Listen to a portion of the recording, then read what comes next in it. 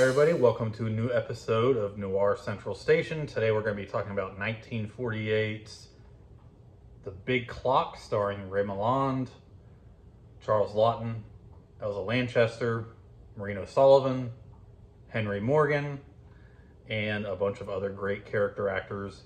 So this was a really fun one to revisit. I first saw this movie on the Criterion Channel a few years ago. I'm pretty sure it was on the Criterion Channel under one of like their mini noir playlists that they've had over the years. And I just, was glued to it from the start. I'm a huge fan of Ray Milland. More on him, more on Henry Morgan shortly. So The Big Clock is about a man played by Ray Milland. He works at a big publishing tycoon's crime paper. So Charles Laughton plays the boss. He is in charge of this huge corporation that does so many things in media and a bunch of other things. And he has this huge tower, and basically every floor of the tower is a different company that he oversees or that he's a part of or that he runs. Kind of like a tyrant, to be honest with you. And the big clock of the title is this huge clock that's on the first floor, has its own room. It tells the time of everything all over the world. And it's something that we have on our iPhones now, just a regular clock. But back in those days, something like that was kind of a novelty, I guess, because people came to this building. I mean, not in real life, but in this movie, they came to this building that tour it because of the clock. And it controls every single clock that's all over the building, and it never stops. And Charles Laughton, as the boss, he is very much a tyrant in how he runs things. He fires people left and right. He is just I think he'd be a terrible boss to work for, but he is obsessed with time. He's obsessed with not wasting time, even though I personally think he spends more time talking about how he wants everything to be on time. He wastes so much time just talking about that. But I will say that's why this is a movie, and it makes for great dialogue. And Charles Laughton is just incredible anyways. He's such a imposing and intimidating figure, like in everything. Even when he plays a good guy, he always has that, he's always going to have that Captain Bligh to him. And so Ray Milland plays the man in charge of like the crime paper that he has, and he has like a whole system for solving crimes. And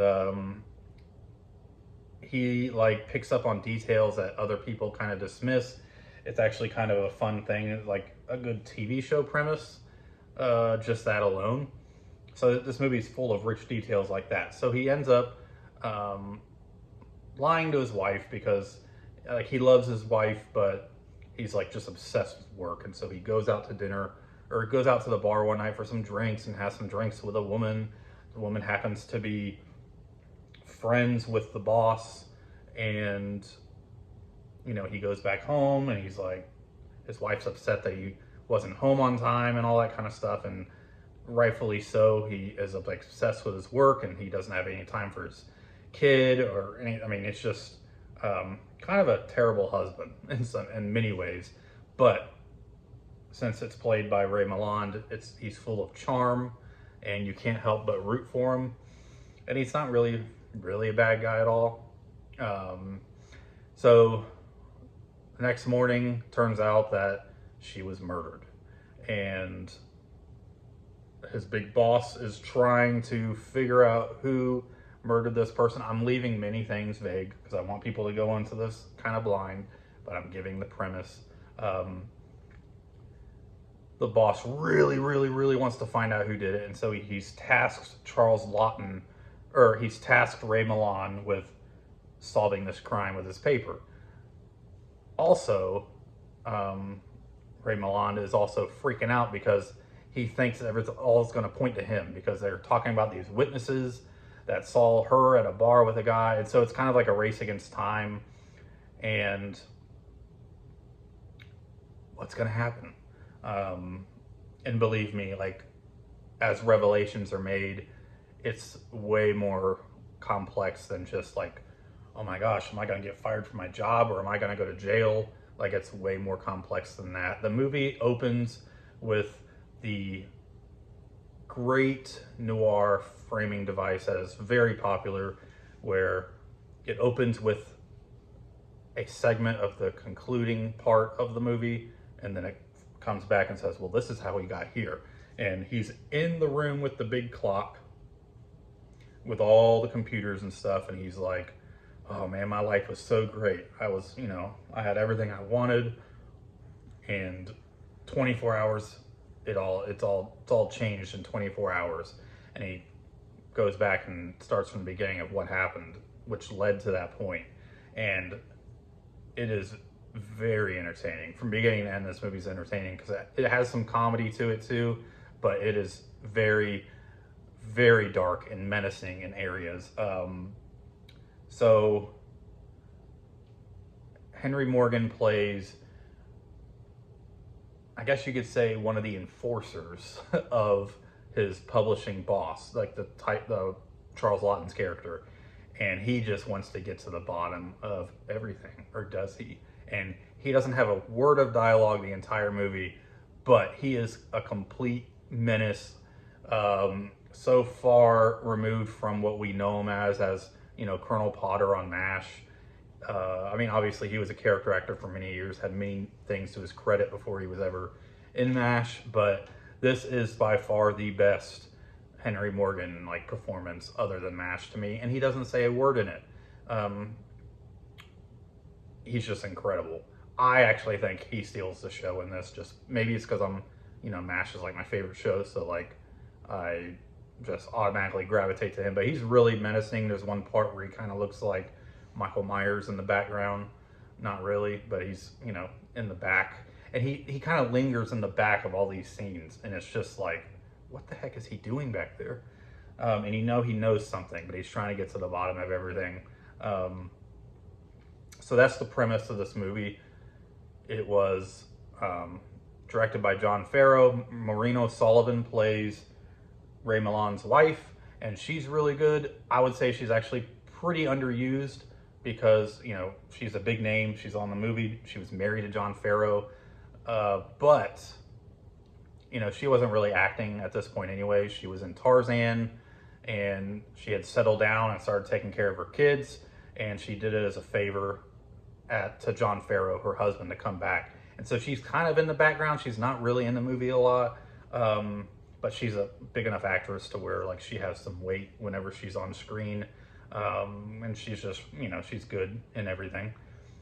So they were married. Also, it has a scene stealing. This movie is filled with people that are just stealing scenes from each other. Elsa Lanchester plays an artist who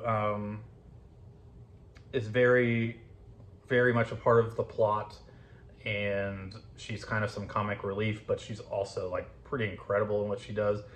In real life, she was married to Charles Laughton, and so it's always fun when they're together. They've done many things together, and just makes for some really good chemistry all around.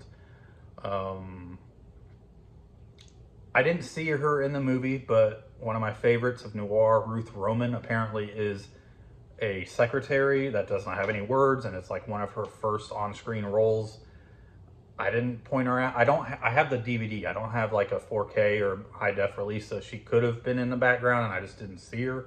But this is one of her first, she's uncredited, but it was one of her first roles. So big fan of her. So this still counts as a Ruth Roman film, even though if I didn't even say that, you wouldn't even know she's not in the credits or anything. So also Noelle Neal, who is, she plays one of the elevator operators, and she has a little fun scene with some of the characters and some of the men that are just being misogynistic towards her in the elevator. She has some very smart things that she says in reply to some of their advances, and she later, well, not too much later, because this movie came out in 48, but she was also, from what I gather, Lois Lane in some of the original Superman serials, And so this was an uncredited part for her. I think it was before she became famous for that. So I've talked about all the actors, I've talked about the premise. Hopefully that alone has you hooked. Talked about Harry Morgan. He actually was credited as Henry Morgan for a lot of his career, and then changed it to his nickname Harry because of not to be confused with another actor whose name was Henry Morgan. We've talked about him. We've talked about the clock. We've talked about many things, but the set. So most of this movie takes place in this building, and it is very claustrophobic, and it is very, this is like one of those situations where you know that film noir is very heavily inspired by German expressionism because of the shadows and the long corridors and hallways and designs of the set. So many of these looked like they were a part of a Fritz Lang movie, like silent film, and it's just incredible. I mean, I think this movie is a movie that needs to be seen by way more people and talked about by way more people. I think it is one of the best noirs out there. It's definitely one of the funnest. And it's just a lot of fun. It was remade twice. So in 1976, it was Police Python 357 starring Yves Montand. I think that's how you pronounce his name. And then No Way Out in 1987 with Kevin Costner, Gene Hackman. Some of the, you know, instead of being at a publishing house or at a publishing company, I think No Way Out, I've never seen it, I think takes place like at the Pentagon with like military and government officials. So this movie's a good one, and I really hope you guys seek it out. I really need to get the Arrow release. There's a really nice Arrow release. I'm pretty sure it's still in print. I'm not sure if it's region free. I don't have a region free Blu-ray player, so I'll have to stick with the DVD for a little while, but I look forward to eventually upgrading it. I think that's it. I don't really want to give away too much. There's so many other fun little nuggets about this movie, but I think it's better to hunt those down after you see it, because I don't want to give away too much more, because I did not really know anything about this when I first saw it, and I think it was really rewarding because of that. So anyways, thank you so much for watching. Oh, I completely forgot to mention, this movie was produced by Richard Maybaum, who you may know as the screenwriter of 13 of the first 16 Bond films. So he is huge. Like, he has, like, literally, if you watch all the early Bond films, he has a screenwriting credit, except for a few. But yeah, I can't believe I forgot to say that. That just shows you this movie has so much fun little nuggets and stuff about it that we can't get to everything. So thank you guys so much for watching. See you next time.